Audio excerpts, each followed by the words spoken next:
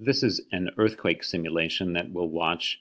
You'll notice when I hit the click button, when I started off, the P wave shows up as a purple circle, an ever expanding circle. The S wave shows up as a green expanding circle. Think it over. Which one should be moving faster?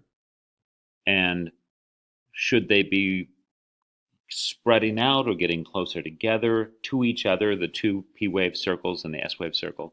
Here's what it looks like. Click. Up, earthquake just happened. P wave is arriving at this station right here that's testing it, and you can see it showing up there, and now the S wave hits. Okay, we're going to pause this earthquake.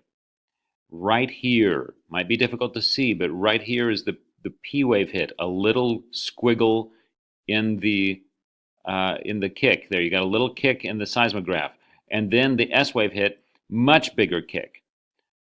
It's possible to measure the distance between those two in time.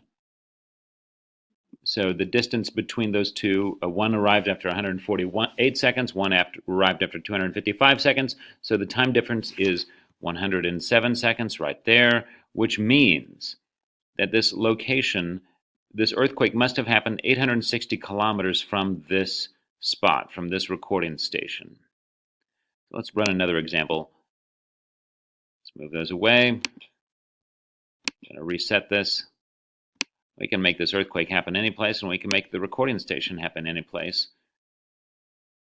And we're off. I'm going to start an earthquake and watch this signal up here for the arrival of the P wave and then the arrival of the S wave. Earthquake. P wave. S wave. Okay.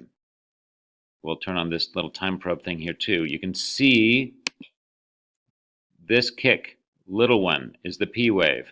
That's the name of my dog, by the way, P wave, though I named that for a different reason. But anyway, here is P wave arrival right there.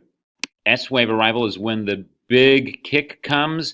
You can tell that the difference in here in the simulation is only 28 seconds, which means this earthquake is 225 kilometers away from this recording station.